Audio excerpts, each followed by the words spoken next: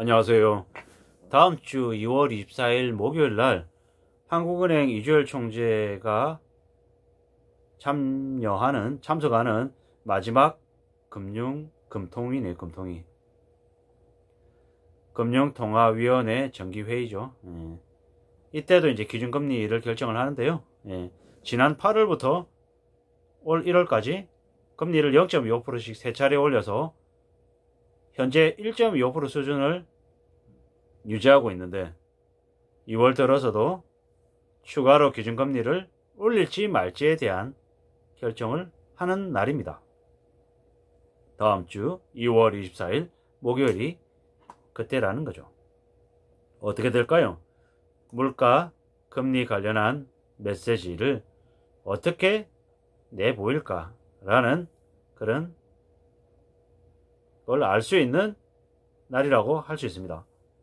매파적인 메시지를 내보일 것 같습니다. 이주열 총재가 지난 1월에도 금리를 올려서 1.25%를 만들고 난 이후에도 여전히 금리는 높은 수준이 아니다 라고 얘기를 했거든요. 기준금리를요. 그 말이 즉슨 추가로 더 올리겠다라는 의미였던 거죠. 이번에 2022년 2월 달에 금통위를 열고 통화정책 방향과 수정경제 전망을 발표하는 건 이주열 총재의 마지막 금융통화위원 회의고요. 새 이제 한국은행 총재는 3월 대통령 선거 이후에 이제 임명이 될 거라서 좀 두고 봐야 되는 거죠.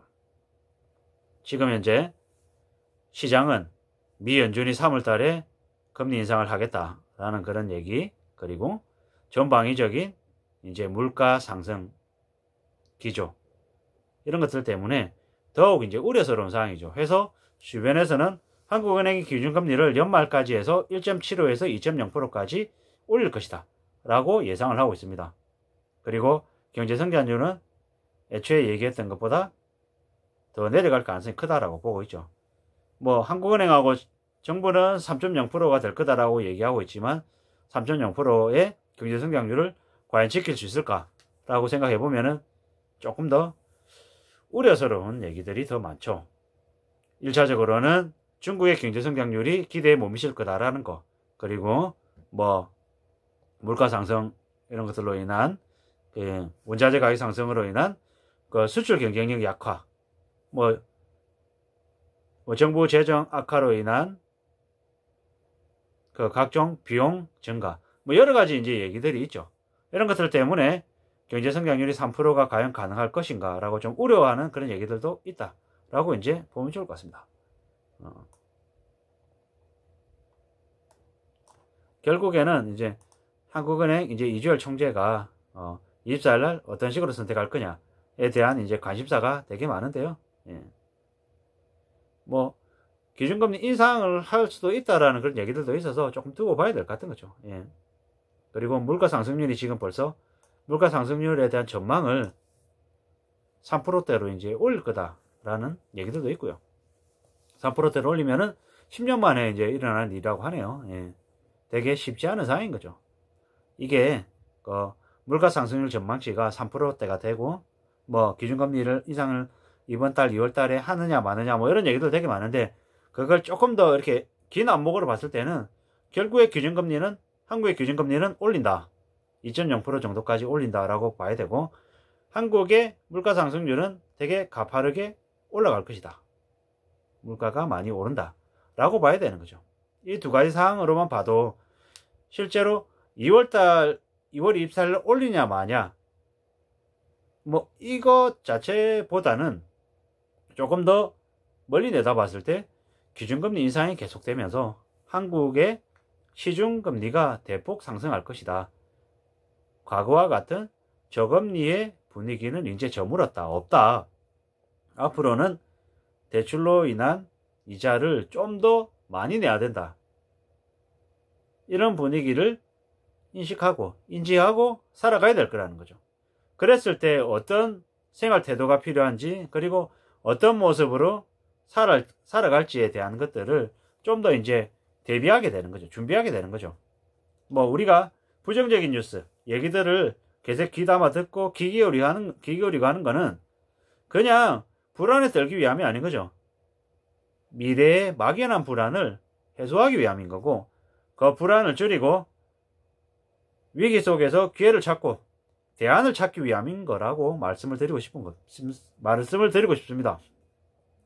우리가 항상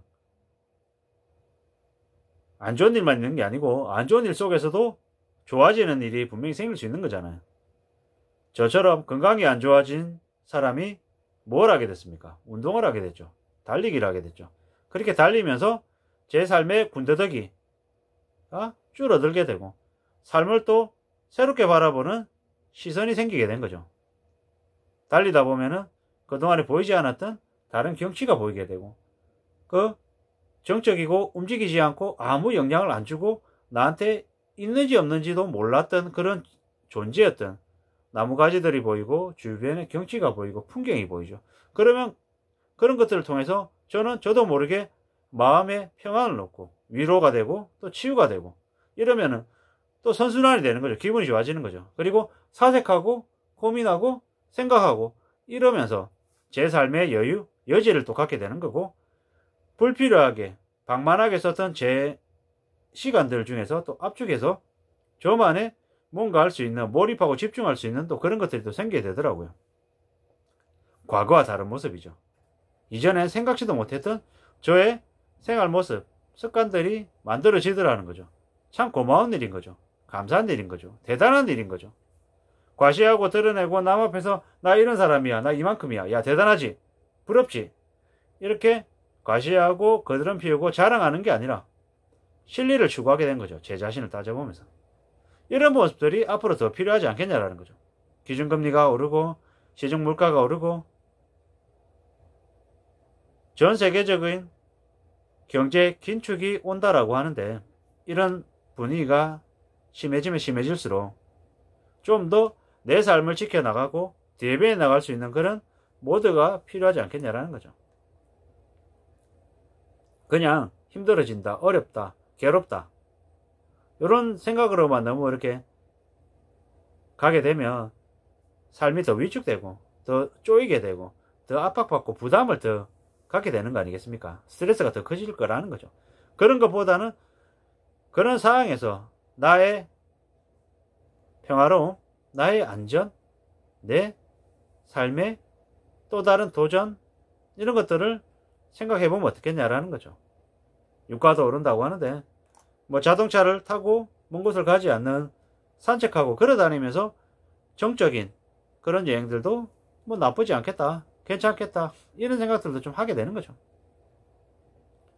부동산에 취해서 집을 주거의 공간으로, 생활하는 공간으로 생각해야 되는데 투기의 대상으로, 돈을 버는 돈벌이의 수단으로 생각하다 보면 조금은 부동산을 너무 이렇게 좀 집착하는 대상으로, 조금은 너무 물욕적인 걸로 보지 않았나라는 생각도 하는 거죠. 그것보다 진짜 살아가는 내 터전, 우리 가족의 추억이 담겨있고 생활이 담겨있고 내 삶의 흔적이 담겨있는 그런 공간으로 조금 보는 게 어떨까 라고 이제 생각을 조금 달리 하게 되는 거죠.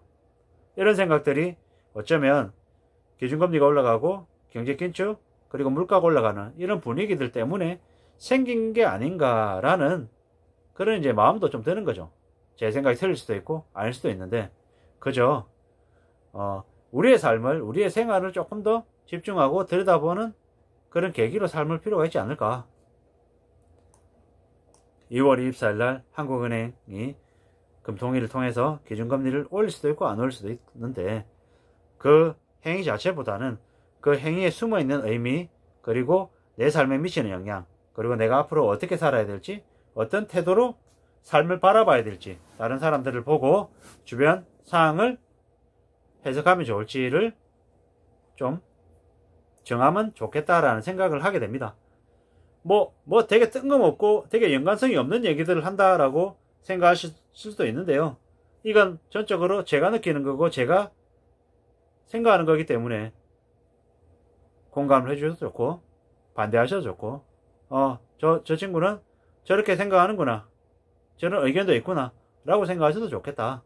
좀 더 유연하고 다양한 생각들, 좀 더 포용적인 생각들을 가지면 어떨까라는 생각도 해봅니다. 아무쪼록 이번 영상이 저와 여러분들에게 아주 티끌만큼이라도 도움이 되기를 바랄 뿐입니다. 고맙습니다.